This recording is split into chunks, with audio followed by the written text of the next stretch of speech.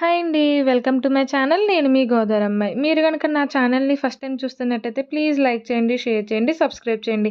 ఇవాళ మన రెసిపీ వచ్చేసి గోంగూర పచ్చడి. అది కూడా చాలా ఈజీగా, చాలా తక్కువ ఇంగ్రీడియెంట్స్‌తో ఒక 10 డేస్ దాకా నిలవ ఉండేలాగా ఈజీగా చేసుకోవచ్చు. ఎలా చేయాలో చూసేద్దాం. గోంగూర పచ్చడి ఇష్టం లేని వాళ్ళు కూడా చాలా ఇష్టంగా తింటారు ఈ పచ్చడిని.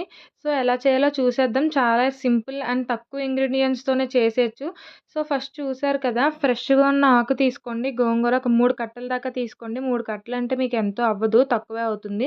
ఒక 10 డేస్ వరకే కాబట్టి కొంచెం చేసుకుంటే సరిపోతుంది. సో, ఇలా హోల్స్ ఉన్న బాస్కెట్‌లోకి తీసుకొని మొత్తం ఆకంతా శుభ్రంగా కడిగేసుకోవాలి. మనకి ఆకు తడిగా ఉన్నా కూడా ఏం పర్వాలేదు. ఇలా శుభ్రం చేశాక ఆ వాటర్ అంతా పోయే వరకు ఉంచుకొని పక్కన పెట్టుకోండి. తర్వాత కడాయిలో ఒక 3 గరిటెల దాకా ఆయిల్ వేసి, ఒక టేబుల్ స్పూన్ ఆవాలు, నెక్స్ట్ 3 ఎండుమిర్చి చిన్న చిన్న ముక్కల కింద కోసుకొని కట్ చేసి దాంట్లో వేసేయండి. సో, ఒక జస్ట్ 1 మినిట్ ఫ్రై అయ్యాక ఒక హాఫ్ టేబుల్ స్పూన్ ఇంగువ వేసుకోండి. కొంచెం బావుంటుంది ఫ్లేవర్ కూడా. సో, మనం శుభ్రం చేసి పెట్టుకున్న ఆకుని దాంట్లోనే వేసేయండి. అది తడిగా ఉన్నా కూడా ఏం పర్వాలేదు, బావుంటుంది.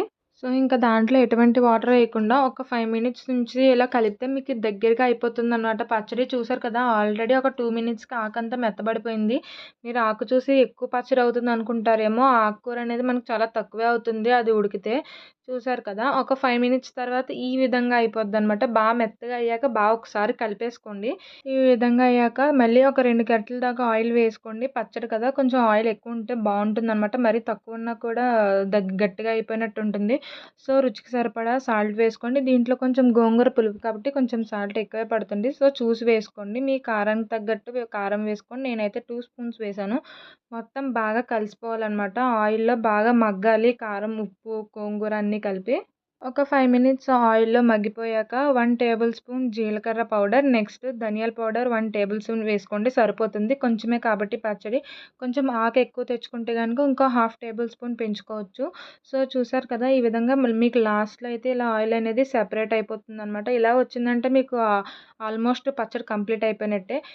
ఇలా వచ్చాక స్టవ్ ఆఫ్ చేసేసి ఇది చల్లారిపోయాక స్టోర్ చేసుకొని ఫ్రిడ్జ్‌లో కూడా స్టోర్ చేసుకోవచ్చు. చాలా బావుంటుంది. ఇన్‌స్టంట్‌గా ఈజీగా చేసుకోవచ్చు. వీడియో నచ్చితే మాత్రం please like, share and subscribe. Thank you.